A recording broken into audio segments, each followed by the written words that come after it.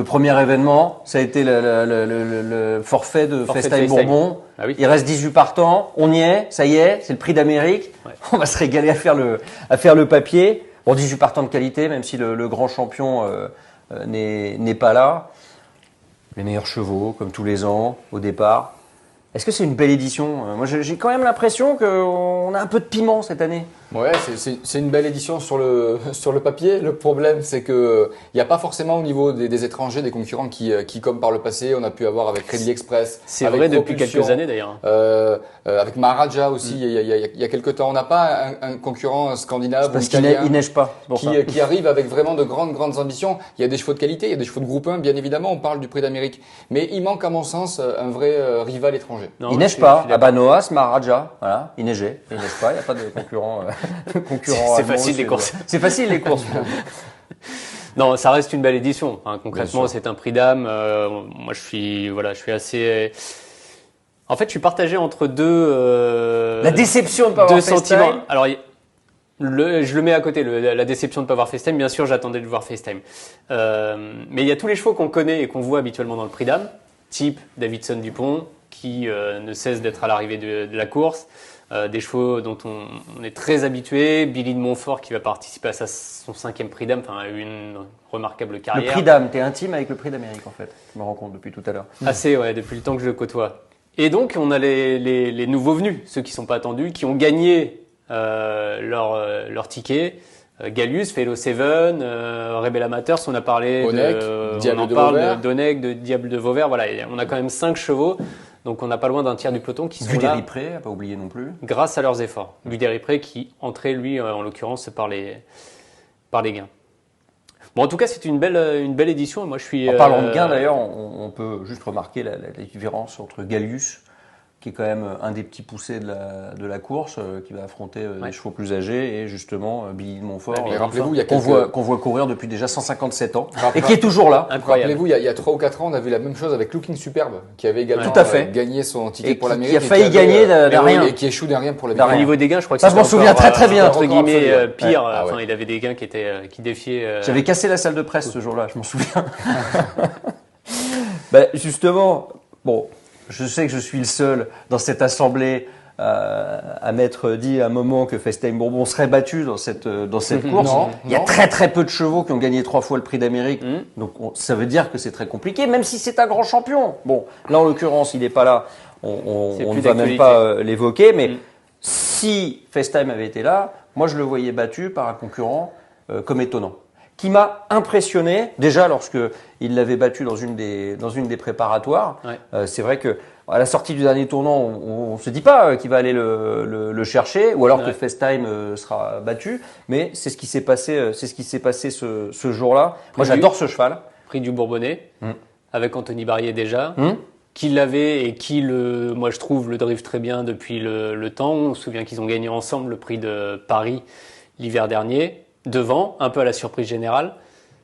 Bon, je pense que je mets entre parenthèses le fait que Flamme du Goutier était quand même 2e ce jour-là. La- On en reparlera. hein. L'ascension au plus haut niveau des tenants, à mon avis, est intimement liée à Anthony Barrier. À Anthony Je pense Barrier. qu'il forme un redoutable tandem. David et Goliath. Bah, c'est Ouais, souvent un le petit peu cas. ça, ouais. C'est souvent le cas Ouais, avec c'est vrai. ces grands chevaux.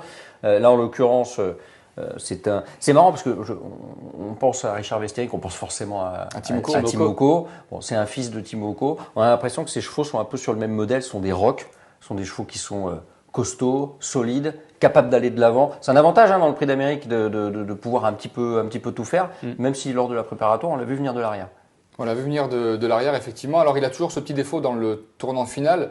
Ses adversaires le savent et parfois on profite d'ailleurs. C'est ce qu'avait fait Eric Raffin dans le Prix du Bourbonnais, en essayant de se sauver à ce moment-là. On était tous convaincus d'ailleurs que FaceTime Bourbon allait en toute quiétude gagner cette course. Et puis, étonnant, a eu un coup de jarret qu'on lui connaissait peut-être pas forcément d'ailleurs, puisque on a souvent tendance à le voir aller devant et durcir les courses auxquelles il participe.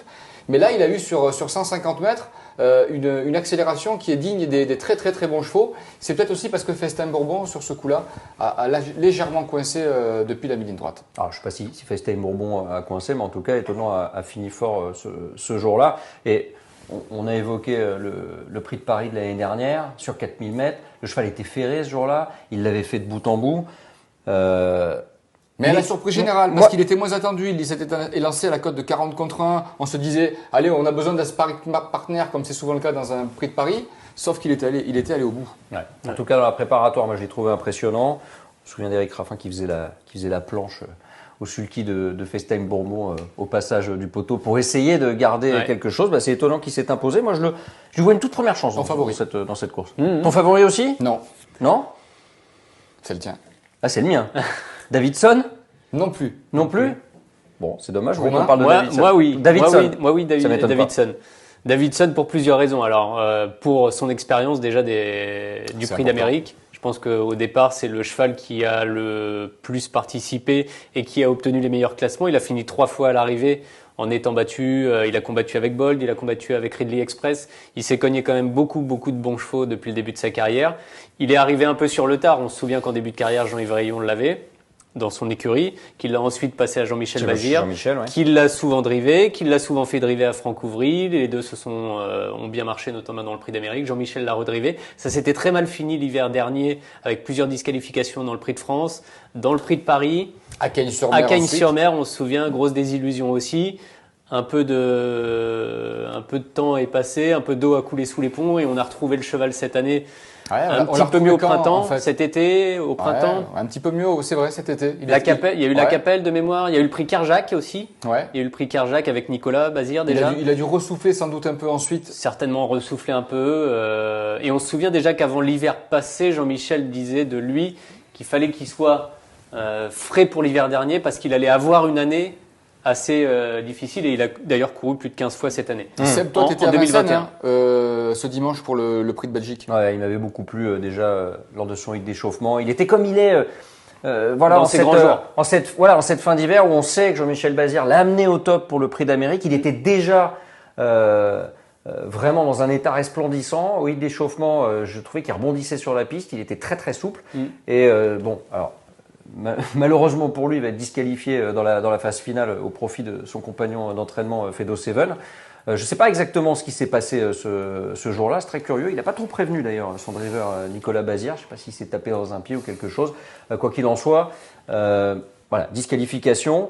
Mais il aurait gagné, clairement, ce jour-là. C'est ce que dit. C'est une peinture. Ouais. Il est magnifique, poil de souris. J'ai vraiment l'impression qu'il va arriver au top. Pile pour le jour J. Dans sa robe de mariée. Quoi. Exactement. Est-ce que si Jean-Michel avait été à son sulky, ça n'aurait pas été le grand favori de cette course? Grand favori, je crois pas, mais favori sans doute oui. Tu crois? Je pense qu'il aurait clignoté. Ouais. Parce que Jean-Michel Bazir. Parce que Jean-Michel Bazir, c'est quand même un drôle de concurrent. Hein, il a été quasiment. C'est le deuxième plus riche. Il suivait Bold quand Bold était favori. Il était à des cotes qui avoisinaient celle de Bellina à l'époque. J'ai tendance toujours malheureusement à croire ce que je vois et ce que j'ai vu, même si il était physiquement prêt, il l'a prouvé la dernière fois. Le fait qu'il se soit montré fautif. C'est disqualification qui t'inquiète. Et quand il est déféré des 4 pieds, à l'occasion de ses 4 dernières sorties, ça se résume par 4 disqualifications. Est-ce que tu ne penses pas que ce jour-là, tout de suite, on a senti Jean-Michel Bazir interviewé après la course, mettre le doigt sur la façon dont avait sollicité son cheval Nicolas, peut-être demander un peu trop au cheval qui a finalement répondu par une faute, parce qu'il faut se souvenir aussi de la course de ce jour-là. Devant les tribunes, déjà, Davidson accélère. Dans la descente, il vient à l'extérieur et il fait déjà une belle accélération à ce moment-là. Et ensuite, c'est une course aux avant-postes où il tente de repousser un cheval, en l'occurrence Fedo Seven, et ces deux-là sont 10-15 mètres devant le peloton.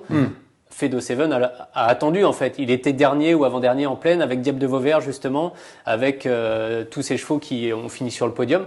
Donc lui, il a joué un rôle très différent et à mon avis, c'est peut-être l'accumulation des efforts et peut-être la sollicitation, l'ultime sollicitation qui était peut-être en trop ce jour-là qui a fait que le cheval s'est montré fautif. Moi, j'ai tendance à croire qu'un homme averti en vaut deux, même s'il est très jeune. Nicolas a quand même beaucoup d'expérience. Quand on s'appelle Bazir, on a envie de gagner un prix d'Amérique. Oui, forcément. Et puis ce serait joli pour l'histoire. On aussi. est tout le temps jugé d'une manière plus critique quand on est le fils d'eux, et en l'occurrence là depuis le début de sa carrière de driver, c'est le cas. Ça serait une très jolie histoire puisque c'est la Kazakh Rayon de famille du coup. Et donc là, on a quand même un cheval qui, on le disait tout à l'heure, mais a fini 3 fois sur le podium. Mais là, on parle des vieux, mais il y a des jeunes qui vont affronter leurs aînés. Et la tâche ne sera pas simple du tout. je pense. Pour les vieux ou pour les aînés? Pour les vieux ou pour les petits jeunes? Pour les vieux ou pour les aînés? Il est tard déjà, il est tard. Ça va être difficile ce week-end. Bah, dans la jeunesse, on a forcément ceux qui nous ont beaucoup plu là récemment dans ce meeting d'hiver. Ouais. Ah, il y en a un surtout qui nous a beaucoup plu. Je pense que c'est le favori de Romain. Je ne sais pas pourquoi. J'ai l'impression. Non, moi j'aime beaucoup Davidson, mais en fait j'ai eu beaucoup de mal à choisir entre étonnant. Tu l'as dit, c'est ton favori. Moi je l'aime beaucoup. Toi, t'aimes bien les jeunes, c'est ton truc. Voilà, c'est ça. J'aurais pu prendre un très jeune aussi. Non, j'aime beaucoup Honeck parce que j'ai quand même l'impression qu'il est vraiment sur une phase ascendante. Et ça trompe pas. Dynamique en plein meeting d'hiver. Un cheval qui arrive, qui a la faculté à tout faire dans un parcours, qui a une dureté à toute épreuve, qui n'a jamais terminé plus loin de 3e, qui a un coup de jarret qui sort aussi de l'ordinaire, qui est en osmose avec son nouveau driver, qui arrive à 150% le jour J. Et puis parfois il y a des détails qui comptent. FaceTime Bourbon qui est forfait au dernier moment. J'ai l'impression que toutes les planètes sont vraiment alignées pour Honeck cet hiver et que c'est vraiment son meeting et qu'à 5 ans il arrive vraiment à 100% de ses moyens. Et je le vois très sincèrement gagner ce prix d'Amérique. Il a gagné une course sur 2 depuis le début de sa carrière, ce cheval-là. Je Ouais, regardais, 28 courses, 14 victoires. Et 9 fois, il a couru sur le parcours classique, 5 victoires. C'est un cadeau pour les matelassiers. Je ne sais même pas s'il est considéré comme tel en fait. Non, je pense pas encore. En étant déféré, jamais sorti des 3 premiers. Exactement. Ouais, il a tout pour lui, ce Et il a, comme le dit Seb, toutes les planètes sont alignées. Et j'ajouterai à ça encore un élément qui est flagrant, c'est la réussite de François Lagadoc, qui a commencé l'hiver. Bon voilà, super top driver jockey, mais sans avoir entre les mains les rênes d'un cheval de prix d'Amérique. Donc concrètement, il commençait l'hiver normalement, on va dire. Et il se retrouve avec un cheval qu'il a récupéré parce que pour le prix Marcel Laurent, il se retrouve à mener Honeck parce que Franck Nivard, qui a mené le cheval toute l'année, choisit Ampiamédé SM, avec qui il gagne d'ailleurs. Honeck finit 2e. Et ensuite, il faut parfois un peu de chance, il faut parfois des circonstances favorables pour arriver à se retrouver au-dessus de champion comme ça. Et puis je crois que François Lagadoc a très confiance en son cheval et son cheval lui rend bien. Mais en tout cas, dans le Continental, très très fort. Ouais. Très très fort. C'est peut-être l'une des plus belles impressions du meeting. J'ai envie de dire, le Continental, c'était presque logique de le voir dominer autant la course, étant donné ce qu'il avait fait dans le Marcel Laurent avec Ampiamédé. Parce qu'à l'époque, on se dit, Ampiamédé, c'est la jument en début d'hiver qui va rivaliser avec FaceTime Bourbon dans le Prix d'Amérique. Au final, il n'a ni l'un ni l'autre. Ni l'un ni l'autre. Comme quoi, on est des bons pronostiqueurs. Donc, quelques semaines plus tard, le cheval... Il faut se jeter des fleurs un petit peu. C'est important. C'est ça. Et donc, quelques semaines plus tard, le cheval court le Critérium Continental. Il a un super numéro derrière l'Autostar. François a réussi à le sortir tout de suite du dos des premiers dès la descente. Et ensuite, il vient se poser à côté des leaders sans faire beaucoup d'efforts. Et en menant son cheval, en se méfiant particulièrement d'Hookerberry, je me souviens qui était derrière lui, mais sans lui demander l'impossible. Et à l'entrée de la ligne droite, en fait, voilà, la cause est entendue. Honeck, comme le disait Seb, a un super coup de jarret qui le fait accélérer très fort sur 200 ou 300 mètres. Il est capable d'adopter toutes les tactiques et je trouve qu'il a énormément changé depuis le Critérium des 4 ans, lorsqu'il était battu par Astronaute notamment et Anna Demol. Il a eu une trajectoire cet hiver qui est exceptionnelle et qui, au niveau de l'évolution, je trouve il n'y a pas d'égal en fait. C'est le plus jeune et c'est logique en fait. Mais Bold Eagle a gagné à 5 ans cette course-là, mais c'est pas fréquent quand même. Mais Bold Eagle, il faisait quasiment que de gagner avant. Lui, et Bold Eagle était précoce. Ouais. Lui, c'est un Royal Dream. Il l'est aussi. On sait que cet entraînement, de toute manière, fabrique des chevaux jeunes qui sont précoces. Et d'ailleurs, aucune inquiétude face à ses aînés, donc. Pas tellement au final. Après coup, comme ça, après le Continental, on se dit bon, peut-être que ce sera dur, FaceTime, etc. FaceTime n'est plus là. Ampiamédé n'est pas là non plus. Et puis on se dit que finalement, avec les lignes de cet hiver, Honeck, c'est une première chance, quoi. Est-ce que vous avez la flamme? Parce que moi, ce que j'ai vu il y a une petite semaine dans le Cornulier, on s'en souvient des champions qui ont gagné cette course. Le Cornulier, une semaine avant de participer à l'Amérique. Ils sont costauds les trotteurs, quand même. Il faut quand même le répéter. Est-ce que Flamme du Goutier, capable de faire une course tonitruante, extraordinaire, peut faire la même chose à l'attelé? On l'a déjà vu à l'attelé faire des grandes performances. Ouais. Oui, bien elle a sûr. pris la 3e place du Critérium des 5 ans, remportée par FaceTime Bourbon, devant Feliciano de mémoire. Feliciano, qui a une vraie classe, Feliciano, qui a une vraie classe d'attelage et qui n'a qu'à très peu de reprises finalement au trot monté. Deuxième 6 courses au trot monté. Oui, c'est une jument d'attelage, on va dire. Deuxième du Prix de Paris l'hiver dernier. Avant d'être disqualifiée. Après enquête, j'ai revu la course, elle avait fait une course d'outre-tombe. Elle est passée du milieu du peloton, elle avait beaucoup attendu, parce que c'est une super redoutable sprinteuse, mais elle avait beaucoup attendu. Elle avait monté la côte à Vincennes à une allure de folie et avait quand même réussi à garder une super deuxième place derrière, étonnant, avant d'être sanctionnée. Mais sa course était très bonne déjà dans le Prix de Paris. Elle est exceptionnellement en forme et très fraîche à mon avis. Elle a pris beaucoup de morale dans le Cornulier parce qu'elle a eu une course, Antoine Viel a réussi à la monter des derniers rangs. Il a réussi à la faire passer des derniers rangs au premier rang en l'espace de quelques centaines de mètres. C'est incroyable, hein, parce que là, ceci dit, ce que sont capables de faire les chevaux autre montée, si ça se passe comme ça dimanche, ça va être beaucoup plus compliqué d'envisager les toutes premières places. Ouais, bon, déjà, mais elle est maniable. Il y a moins. Ouais, enfin, là, il faut être maniable, hein, quand on voit effectivement comment il s'est faufilé dans le Cornulier. Bon, là, pour passer un sulky, il n'y a pas la place, clairement. Et c'est quand même dur, hein, cette discipline du trot monté. Ils sont rares, hein, les concurrents à avoir gagné le Cornulier. On se souvient on va dire récemment de Jacques de Bellouet, même si c'est pas si récent que ça. Et Oyonnax aussi, qui l'a fait. Ouais, il y a très peu de chevaux finalement.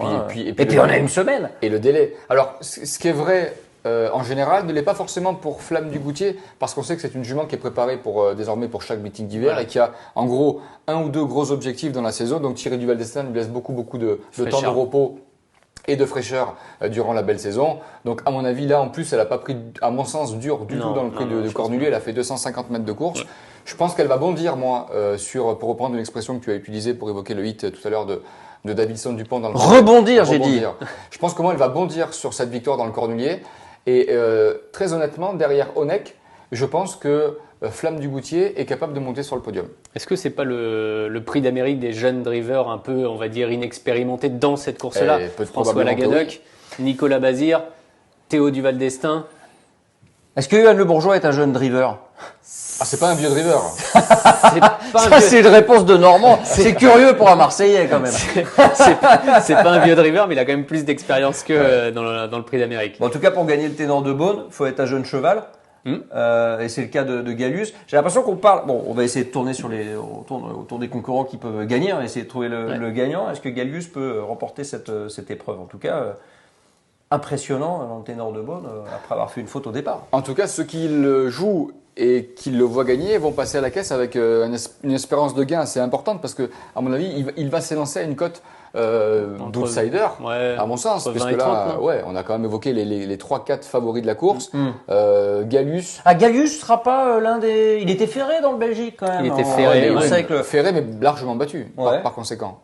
Bah je me souviens quand même de son critérium, il avait contrôlé. Mais il courait quand même très bien, je trouve, face à ses contemporains. La dernière qualificative. Je dis ça, alors j'essaie de me faire l'avocat du diable alors que je l'aime bien ce cheval, donc je ne vais pas non plus le critiquer, loin s'en faut, parce que je trouve qu'il incarne lui aussi d'une certaine manière la nouvelle génération.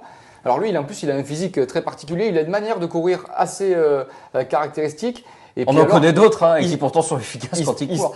Il se préserve beaucoup en compétition, il est très froid. D'ailleurs, il est parfois assez déroutant parce qu'on a l'impression qu'il va marquer le pas.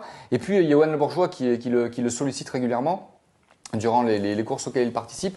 Eh bien, on voit qu'il arrive à le relancer à chaque fois. En fait, on ne sait jamais trop quand il arrive à bout de souffle. Non. C'est un cheval qui est capable de... Je pense que c'est bon signe d'ailleurs. C'est certainement bon signe. Et il avait d'ailleurs commencé sa carrière par toute une série de victoires sur 12 consécutives. Sur 2 années. Moi, je me souviens d'avoir vu débuter avec Francan à Dozulé. C'était déjà facile. Et qu'est-ce que tu faisais à Dozulé? C'est ça la question. Il y avait Grand Villas Bleu qui courait. Je me pose. C'était une magnifique réunion. Dozulé, première course. Gallius qui débute. Bon. Et après Grand Villas Bleu qui a couru le Cornulier depuis. Enfin bref, une réunion classique à Dozulé, il faut quand même le faire. Mais ce jour-là, c'était le cas. Il y a beaucoup de classiques à Dozulé. Bon, en tout cas, on en a vu débuter à Châteauroux. Exactement. C'est vrai. Bon, en tout cas, Gallius débuté à Montier-Ander aussi. À Montier-Ander. Ouais. Incroyable. À Rambouillet, souvent. Bon, en tout cas, sa victoire dans le Ténor de Beaune était nette. Alors, il y avait eu quand même une condition de course un peu, on va dire, particulière au niveau de l'allure, qui n'avait pas été non plus effrénée pendant le parcours. Ce qui était souvent le cas depuis le début du meeting d'hiver dans les courses qualificatives. Et lui, c'est un peu sa marque de fabrique. Il est capable d'aller de l'avant et il est capable d'être repris dans un parcours sans se mettre à tirer. Il est quand même assez maniable, on va dire. La question, c'est est-ce qu'il est capable de faire le tour de piste en moins de 11 sur un tempo hyper soutenu longtemps. Moi, c'est la seule question que ça je va être, que je ça me va pose. être le cas dans ce Prix d'Amérique. Bah, il va y avoir beaucoup de trains. C'est toujours le cas dans le Prix d'Amérique. Ouais, c'est quasiment. C'est comme l'Arc de Triomphe, c'est des courses qui ne reprennent jamais en général et les drivers sont hyper motivés, ont aussi beaucoup de pression sur les épaules et je crois qu'il faut s'attendre à une course hyper sélective. J'espère juste que le terrain sera moins lourd que dans le dernier arc. Ouais. Ce qui devrait être le cas, ça sera pas trop compliqué, mais. On parlait de Maharaja en préambule, de chevaux comme ça. Le terrain était lourd.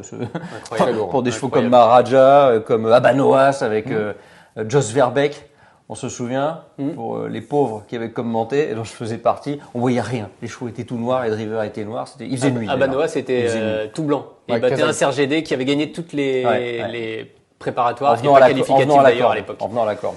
Exactement. Il y a une première avec Gallius.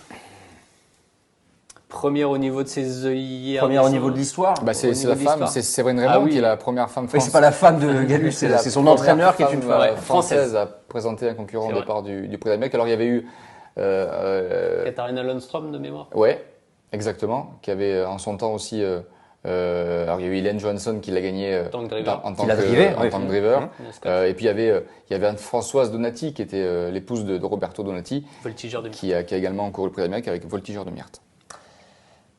Est-ce qu'il y a d'autres chevaux? Moi, c'est la question, que je me pose. Est-ce que d'autres chevaux peuvent gagner cette course à part On n'a pas parlé ceux qu'on vient de citer? On n'a pas parlé de Fedo Seven. Fedo Seven qui reste sur 2 victoires. Enfin, ceci dit, Fedo Seven, c'est quand même magnifique pour son entourage. Il gagne sa qualif au tout dernier moment. Il y a 1 mois et demi, on nous aurait dit, en train de boire une coupe de champagne, Fedo Seven va disputer le Prix d'Amérique. Je pense qu'on aurait été assez... Pour le Prix de Lille, on aurait dit oui. Pour le Prix d'Amérique, on aurait pas. De là à l'imaginer gagner le Prix d'Amérique, à mon avis, il y a un pas que personnellement, je ne franchirais pas. Non. Guderipré. Alors, moi, je répète souvent que j'ai tendance à croire ce que je vois. Ce que j'ai vu l'autre fois m'a beaucoup déçu. Moi aussi. Et en fait, je me demande comment en 15 jours, son entraîneur Fabrice Soulois va réussir à remobiliser physiquement et mentalement un cheval qui a largement déçu. Cheval qui a eu des problèmes. Ouais. On a tout axé sur cette course. On connaît le talent de son entraîneur. Est-ce que ça va suffire? Ça s'est pas bien passé cet hiver. Moi, très honnêtement, je pensais qu'il allait être l'un des principaux adversaires. Alors, je disais de FaceTime et d'Empia Médé en début de meeting, comme quoi. Mais sur sa course vraiment somptueuse de l'année dernière, oui. Mais maintenant, je suis un peu plus dubitatif. Je pense qu'il est aussi difficile à garder qu'à éliminer quand on fait un jeu. Donc, le gagnant du Prix d'Amérique se trouve forcément parmi les chevaux qu'on a cités je crois. En préambule. Je crois. Qui peut les inquiéter ou qui peut se placer? On a parlé de Jean-Michel Bazir avec Fedo Seven. Il y aura également Rebel Amateurs pour son entraînement, 3e du Bourbonnais. Je préfère presque au perso Rebel Amateurs. Elle a une pointe de vitesse. Fedo Seven. Elle a une pointe de vitesse, cette Elle est jument. très en forme. T'as pas l'air emballé. T'as dit bon. Non, mais elle a couru une vingtaine de courses en 2021. Elle a quasiment tout couru. Elle a couru contre Clean Game. Elle a couru les B, quasiment tous de mémoure d'ailleurs. Quasiment. À revérifier. Ouais. Et à chaque fois, à distance d'étonnant et de FaceTime à chaque fois. Pas tout de suite dans leur dérivé au moral. Ouais. Et c'est une jument qui, plus ça va vite, mieux c'est pour elle. Oui, parce que la distance est un peu peut-être limite. C'était plutôt une jument de courte distance. Ouais, mais elle a quand même prouvé au cours des. Ouais, s'adapter. En 2021 qu'elle savait. Elle a gagné 2008. Elle est peut-être encore un peu bouillante, mais elle s'est beaucoup calmée. Et puis pareil, Christophe Martens, il s'en sert très bien de cette jument. Diable de Vauvert peut-être, non? Oh, j'adore ce cheval. 6e l'année dernière. T'as dit non? Non, j'y crois pas. J'y crois pas parce que j'ai pas vu cet hiver le Diable de Vauvert aussi bon que celui qu'on avait vu l'hiver dernier. Non, mais la saison dernière, il était excellent. Pour moi, il a montré ses limites en début de meeting d'hiver dans le Prix de Bretagne. Il était attendu à cette occasion. Il faisait partie des chevaux en vue. Le chrono avait été très très bon, rythme soutenu sous l'impulsion ce jour-là de FaceTime Bourbon. Et j'ai pas vu un Diable de Vauvert aussi bon que ce qu'il était l'hiver dernier. Quand il là, il a gagné, il a chopé, pour parler de manière un peu triviale, sa qualif au tout dernier moment. Cela dit, il l'a pas volé. J'ai adoré sa fin de course ce jour-là. Il l'a pas volé, mais ceci dit, quand on voit la course, il y a pour le coup Davidson Dupont, derrière Fedo Seven, il y a une distance importante avec le 3e, et entre le 3e et le 4e, regardez derrière. Ouais, mais c'est terrible. Il y a Delia Dupomereux qui finit. Moi, j'ai bien aimé sa fin de course. De manière très très pénible. Guderipré pareil. Il y a quelques chevaux qui se relancent. Style Chica Jude qui avait été malheureuse, style Power en retrait, mais c'est pas non plus un prix de Belgique duquel on peut tirer d'énormes enseignements. Mais souviens-toi, ce jour-là, ils étaient loin, avec Fedo Seven d'ailleurs, en queue de peloton, et lui, en arrivant dans le dernier tournant, s'est fait sortir, notamment par Gallius, donc repris. peut-être pas encore par un autre cheval, donc repris encore, tourné très très au large dans le dernier tournant et pourtant revenu finir. Enfin, là, on était en train de parler des chevaux qui pouvaient potentiellement gagner le Prix d'Amérique, c'est ça? Si vous me dites, si vous me posez la question, est-ce que Diable non, on a dit pour les places. Non, on a dit qu'on avait évoqué ceux qui pouvaient gagner. Donc pour les places. Pour 4-5e place, il faudrait qu'à mon avis, il faudrait qu'il y ait des défaillances devant lui. 6e l'an passé, c'est vrai, on était en fort. Moi, j'ai bien aimé sa fin de course derrière. Moi, je le garderais dans un champ réduit. Un champ réduit, on peut le mettre. On peut le mettre en champ réduit. Moi, je le garde. Chicajude, Power, non? Alors, Chicajude. La Dame de Fer. Ouais, est-ce qu'elle va faire du train? Est-ce que la jument va encore devant comme on le dit? Je pense pas qu'elle soit capable de partir suffisamment vite, faire du train, oui, mais partir suffisamment vite pour avoir la tête et la corde. Je pense pas qu'Alain Laurent ait cette idée en tête, en réalité. Bah, c'est dur à faire. C'est dur à faire. Non, je pense pas. On l'a vu Meuni d'une paire de hier dans le Prix de Belgique. Ouais. C'est assez rare pour être signalé. J'ai pas en mémoire eu le souvenir de l'avoir vu Meuni d'un tel artifice. Alors ça n'a servi à rien puisqu'elle s'est retrouvée derrière Guderipré qui a complètement cédé dans le tournant final. Elle se relance bien mais beaucoup trop tard. Alors ce que j'ai pas aimé sur son hiver, ça c'est le côté négatif, c'est qu'à chaque fois elle a pas réussi à se qualifier dans les épreuves où elle pouvait le faire. Et donc là finalement elle ne doit sa participation qu'au forfait cumulé de certains de ses adversaires. Et je me dis que si on veut être vraiment lutter pour la victoire ou pour les places, il faut quand même avoir montré quelque chose de très très bien. Et ça n'a pas été forcément son cas, je crois, cet hiver. C'est la dernière entrée dans la course d'ailleurs. Ouais. Power. Alors, en retrait l'an passé, hein, déjà. Un gros retrait en dernier, effectivement. Ouais. Ça, c'est non, moi non plus. Moi, j'y suis pour rien, c'est pas la peine de m'engueuler. Non, on se souvient qu'on parlait tout à l'heure de conditions atmosphériques particulières. Il avait gagné le Grand Prix de l'UET en octobre 2020. Il y avait une tempête à Vincennes. Il était déféré des 4 pour la première fois. Il était à et pour la dernière aussi de sa carrière, puisqu'il l'a plus jamais été. Robert Berg, c'est quand même pas un perdreau de l'année, il a dû amener son cheval au mieux pour cette course-là. Est-ce que ça peut suffire pour, encore une fois, prendre une 4e ou 5e place? Je pense pas. Coxsteel. Alors, s'il y a bien un lauréat de l'Elite Club, quand même un drôle de cheval. Hein. Oui. Alors, sur tapis vert. Il a gagné, oui, parce que Propulsion a été ensuite distancé après ses déboires, les déboires que l'on connaît. Coxsteel, s'il y avait peut-être une qualif dans laquelle il pouvait gagner, c'était le Prix de Bourgogne, parce que c'est 2100 mètres. Ouais, c'est ce que j'allais dire, la distance, c'est peut-être...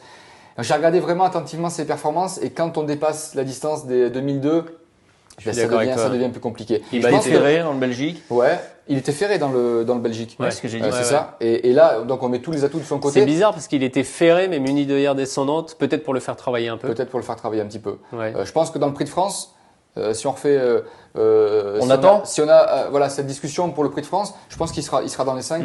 Là, si on n'est pas fâché d'ici là, c'est une possibilité. Ça va être compliqué. Ouais. Zaconjo, quand même tombeur de Festijn Bourbon, hein, l'un des rares à avoir tombé Festijn Bourbon. En Italie 2 fois. À Naples, 2 fois en Italie. Il a gagné à Yonkers. Il a très bien couru la 2e fois à Vincennes cet hiver. Et je me souviens d'une Jean-Michel Bazir dans sa rubrique hebdo. Nous avait dit, je crois que c'était Michel Burjou à l'époque peut-être, enfin bref, je peux gagner 20 mètres par rapport à cette course-là. 20 mètres, c'est la distance qui le séparait soit d'Étonnant, soit de FaceTime qui gagnait à l'époque. Enfin bref, c'est la distance qu'il y avait entre lui et le gagnant. Et donc je me suis toujours dit, tiens, je suis pas un grand fan de ce cheval-là à Vincennes parce qu'il est très particulier, parce qu'il est capable de partir au galop, qu'on sait que le Prix d'Amérique ça se joue notamment au départ. Mais si tout se passe bien, avec des aléas de course favorables, c'est possible. Ça s'est pas très bien passé au niveau de la préparation puisque la dernière fois, il a eu un parcours assez difficile à l'extérieur. Changement de driver pour la course, enfin c'est quand même des circonstances moi qui me mettent pas en confiance. Moi, il y a 2 choses qui me font douter parce que je suis tout à fait d'accord avec l'analyse que tu as pu faire du cheval. Malgré tout, il sera déféré des 4 pieds. Attention quand même. Coup de poker. Il y a Björn Goop à son sulky. Et je crois que c'est la première fois que Jean-Michel Bazir fait appel à Björn Goop. C'est sûr. Et quand je me dis que abondance de bien ne nuit jamais, et quand on a un tel entraîneur et un tel driver, ça peut pourquoi pas faire des étincelles. Ouais. Attention, donc, quand Sébastien me dit ça, be careful. Hein, attention. Donc, ma petite chouchoute, ma grande chouchoute, Delia, pneu crevé dans la préparatoire, c'était dans le Belgique. Pendant tout le dernier kilomètre. Ouais, un peu. Nous, on n'a pas besoin d'un pneu crevé pour pas avancer très vite, mais là, c'était quand même pas facile. Après, bon, elle est 4e de l'Amérique l'année dernière. Est-ce qu'elle est dans le même état de forme? Elle a été testée montée. Moi, je peux rien, un parcours un peu chaotique aussi. Je l'aime trop. Je peux pas être. J'ai pas un avis forcément. Je sais pas. Sylvain Roger dit que sa jument est très bien, et ça, c'est plutôt une bonne nouvelle. Mais si on se place d'un côté purement turfiste, et là on est en train de faire le papier et on essaie de faire des croix aussi parce qu'on n'a pas les moyens de faire on peut faire une croix sur Delia Dupont-Moreau. C'est la question que je vais poser, c'est est-ce qu'on est capable de faire impossible. Parce que toi, ce sont les sentiments qui prennent le dessus sur le reste. Non, compte tenu de ces résultats cet hiver, c'est pas évident de la garder. Hein. C'est pas évident de la garder. Moi, je veux bien l'histoire du pneu crevé. Ok, d'accord, mais elle finit. Je m'en vais. Elle finit quand même très très très nettement dominée. La vraie Delia Dupont-Moreau. Vous êtes fou. En dépit du fait qu'elle ait un pneu de crevé, elle aurait pu être battue. Et elle aurait logiquement dû être battue d'ailleurs dans le Prix de Belgique parce qu'elle n'était pas déférée des 4 pieds. Ceci dit, juste entre parenthèses, l'an dernier, elle était deuxième du Prix de Belgique en étant plaquée, ce qui était le cas à cette occasion. Donc pneu crevé certes, dominé certes, mais pas comme ça, pas dans ces proportions-là. Je suis déçu aussi par la course, malgré les circonstances, malgré tout. Mais c'est Delia Dupont-Moreau. Ça se passe mal cette on a un lot, certes, on a un lot de très bonne qualité. Mais on parlait. Il n'y a pas d'épouvantail. Il y a plusieurs chevaux qui sont dans ce cercle. C'est pas du tout un cercle vertueux comme dans lequel se trouve Onek par exemple. Voilà, Onek lui il est dans un cercle vertueux. Pour moi, elle est impossible à retirer malgré ça. Mais bon, après, faites ce que vous voulez. On sera fâché pour les prochaines courses, c'est pas très grave. Vividois Isas. Je pense qu'il est les couleurs de FaceTime pour essayer. Il a un peu le même profil que Coxsteel en fait. Cheval très rapide, très bon sur les courtes distances. On le sait qu'il est quand même bien meilleur sur les courtes distances. Il est constant, il est en forme quand même. C'est un drôle de métronome. Moi, je pensais vraiment qu'il allait gagner le Bourgogne et le fait qu'il soit battu déjà dans le Bourgogne, pour moi, est un signe un peu négatif. Une gagnante de Cornulier qui a fait ses preuves à l'attelé également, petite championne. Bayakeno. Elle a super bien fini dans le Cornulier, parce qu'on peut voir que 4e sur le papier, entre guillemets. Mais par contre, ses 150-200 derniers mètres sont excellents. Elle est en acier, elle se remet de tout. Elle a été, comme l'année dernière, courir un peu en début d'hiver et avant l'hiver en Italie. Et ça porte ses fruits encore. Ça porte ses fruits. Je m'en méfie. Programme très chargé, mais pourquoi pas. Parmi tous les concurrents qu'on vient de citer là, les derniers, notamment Delia Dupont-Moreau, c'est Baya qui te, même Diable de Vauvert, je préfère nettement Bayakeno. Et Billy de Montfort, parce que Billy de Montfort, c'est intéressant. La super européenne. On connaît son âge, visiblement ses artères n'ont pas son âge. Je suis fan. Elle est d'une constance rare. Parfois on la voit un peu raser les murs et pour finalement exceptionnel dans le Prix de Bourgogne. Venir raser les autres à la fin. Quoi qu'il en soit, en tout cas s'emparer de place. Et puis on parlait tout à l'heure de Davidson Dupont qui avait. Je sens que Billy va prendre la place de Delia dans ton cœur. Non, pas dans mon cœur. Ça c'est impossible. Je suis fidèle, monsieur. En tout cas, quoi qu'il en soit, j'ai l'impression que malgré l'âge, c'est sa dernière année de compétition en France. Oui, elle peut. Il est tard, mais elle a 11 ans. Ce sont ses dernières courses en France. Mais par contre, on a déjà annoncé dans son entourage qu'elle allait courir cet été. Elle sillonner l'Europe, avec d'ailleurs.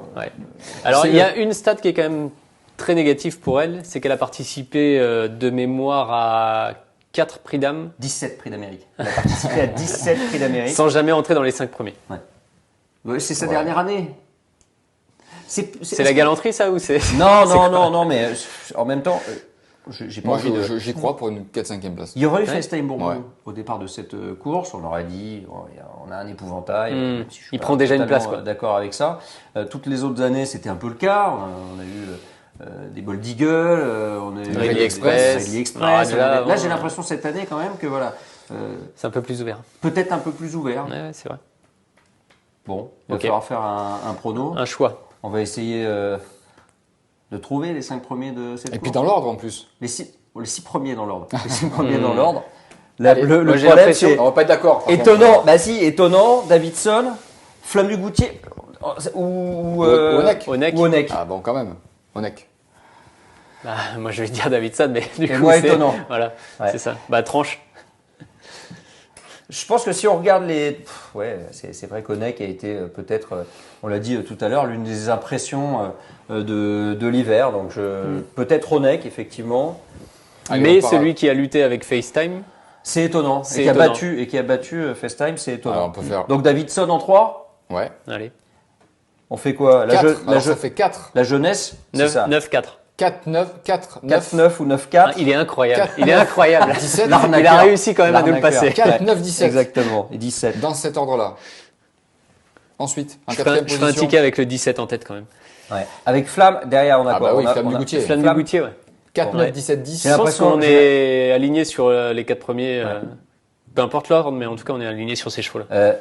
Après, c'est pareil. C'est là que ça se complique un peu. Moi, je vais vous dire Diable de Vauvert. Vous allez me le. Moi, je crois pas. Me le casser. Moi, je mettrais Gallius. Ouais, moi aussi, je mettrais Gallius. Gallius, c'est l'As. On avait Zaconjo, on avait dit ce que tu as dit tout à l'heure, s'il peut encore gagner 20 mètres, peut-être qu'il peut se rapprocher de ces chevaux-là. Mais avec Dessy, on mettrait Paris en On bouteille. a Bayakeno, qui nous a beaucoup plu dans le Cornulier. Billy de Montfort, à l'instant. Billy de Montfort, mais qui n'a jamais participé à l'arrivée du Prix d'Amérique. Ouais, non, mais alors là, on les met tous, quoi. Non. 4, 9, 17, J'en ai cité 10 4. et J'en ai As. cité 4. Le quintet. Dans l'ordre. 10 et As. Ok. Derrière, on a Bayakeno. On a dit qu'on la mettait. Ouais, c'est une possibilité, on peut la mettre. Mais en 5 chevaux, je pense qu'on est carré sur... Non, moi, ce qui m'intéresse aussi, alors je ne sais pas si vous avez regardé, fait le tour un peu des autres courses de la Réunion et tout ça, mais il y a quand même des superbes courses. Et des 2 autres groupes 1 en l'occurrence. Et moi, ces courses-là m'intéressent beaucoup et je suis vraiment impatient de voir ces groupes 1. On a de bons étrangers qui viennent courir, on a de super Français. Et on a, alors... Ça, c'est la petite parenthèse, mais on a le forfait de FaceTime quand même dans l'Amérique. Et on a d'autres forfaits dans les grandes courses aussi qui posent un certain nombre de questions, comme Italiano Vero, comme Hirondelle Cibé, comme beaucoup de chevaux comme ça, enfin quelques chevaux qui avaient des chances qui ne seront pas de la partie. Je ne sais pas, Seb, est-ce que tu as un cheval qui deviendrait comme ça dans les groupes 1? Donne-nous un. Non, mais je suis allé voir, c'est assez rigolo que vous me disiez ça, parce que je suis allé voir mon banquier ce matin, avant de participer à cette émission. Tu as donné une énorme mallette. C'est pour ça cette petite pâleur. Il y avait une certaine pâleur. Je vais tout mettre sur Onek gagnant. Voilà. Onek gagnant. Voilà. Et je vous saluerai avant de partir. Et je partirai très loin. Derrière. Moi, j'ai pas, franchement, à part ce Prix d'Amérique, j'ai pas étudié outre mesure. Déjà, les 4 premiers, ça va être pas mal. Mais toi, je sens que tu vas pouvoir me donner un petit tuyau pour dimanche et ça m'intéresse. Non, tuyau, oui et non, mais les groupes 1 sont des superbes courses. Moi, j'attends beaucoup de Call Me the Breeze, par exemple, qui courra. Qui va être très joué. Ouais, dans les Sulky World Cup, les fameux groupes 1. Voilà, tous ces chevaux-là sont intéressants à voir. Mais bon, on va se concentrer vraiment sur le Prix d'Amérique et donc. On récapitule le quintet dans l'ordre. Ouais, écoutez bien, ouvrez vos écoutilles. 17, c'est ça? 4, 9, 17, 10 et As. Okay, et As. Ça me va. Et derrière, les concurrents qu'on a cités. On va être en retard? On y va. Allez, c'est parti. Direction Vincennes.